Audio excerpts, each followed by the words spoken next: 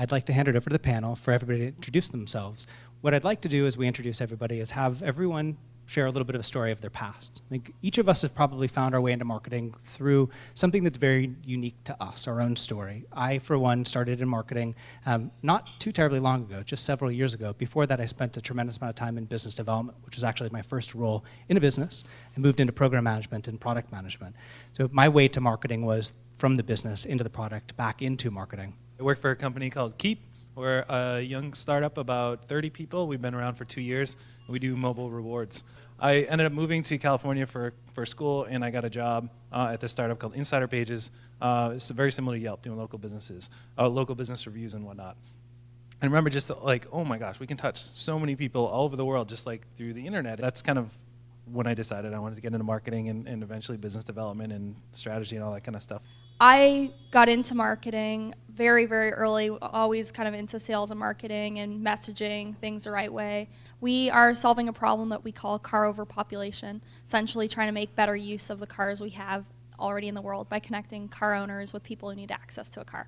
Taskrabbit is a website and a mobile app where you can go to outsource small jobs and tasks to people in your own neighborhood. I actually started my career at a big company. I started at Johnson & Johnson, actually in finance. But I worked very closely with the marketing teams, and I saw strategies, marketing strategies and brand strategies being built from the ground up.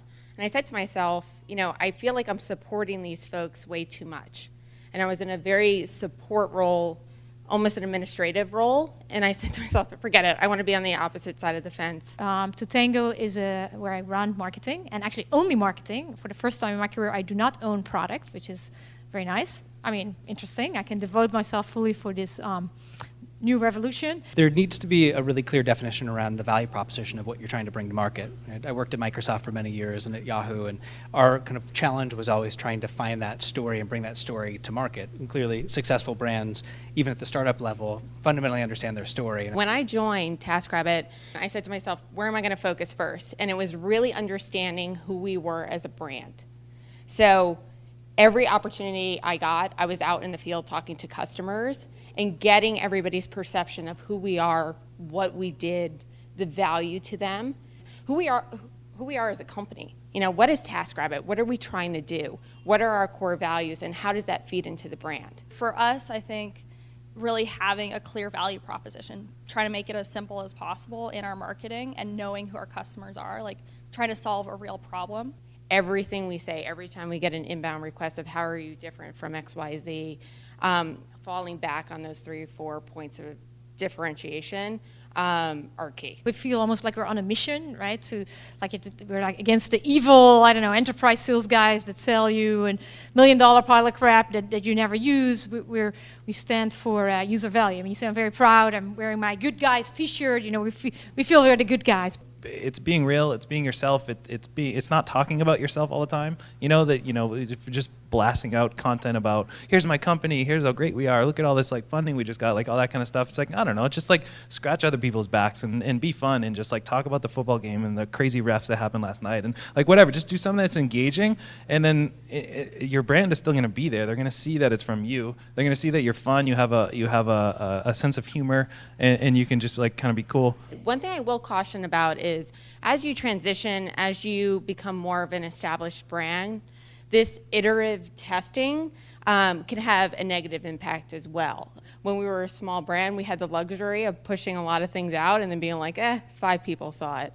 Now many more people are going to see it, so just be really careful as you're iterating that you're sending things that you still think are high quality and that you want to put in front of a customer base that has been loyal to you.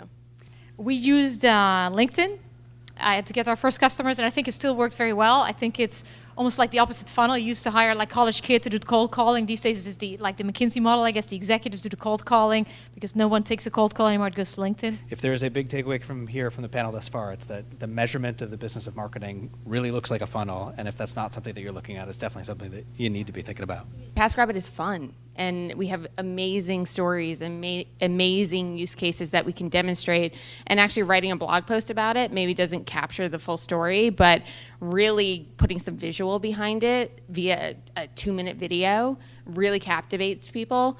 And we run like fun video series like The Plight of Brian and him getting into all these life pickles and how Taskrabbit can help out. So really fun things you can do with video.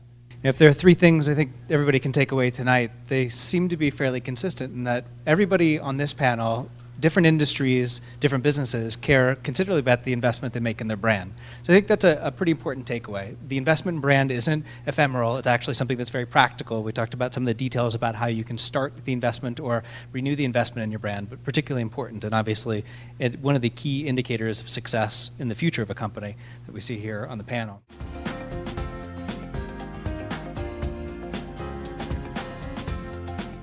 Well, I just moved to San Francisco a couple months ago, and I've really been interested in marketing, and I wanted to listen to the panel and see if I could get any good ideas on how to market myself better, and as well as my brand, since it's really very new and we want to get advertisers and everything.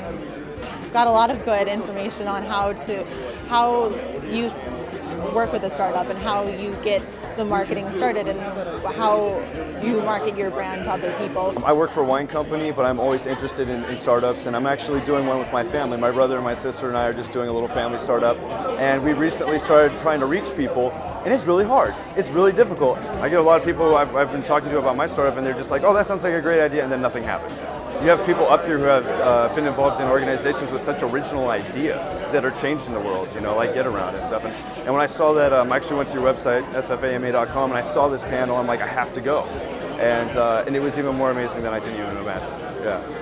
I think there's a pretty interesting dynamic in any panel. Like when you first have a chance to meet people and you talk to them, they've all got kind of perspectives about what they want to be able to talk about, an agenda, so to speak. And it's kind of my job to make sure that that agenda is able to be served in some regards, but also to find if there's some commonalities in the way that people think. And I think what was most exciting for me is that from the time that we met before the panel to the panel, I think the way that everybody answered questions sounded a lot more similar than what I expected them to be, which is good, right? I think there's a tremendous amount of struggle in marketing to find commonality amongst your peer set.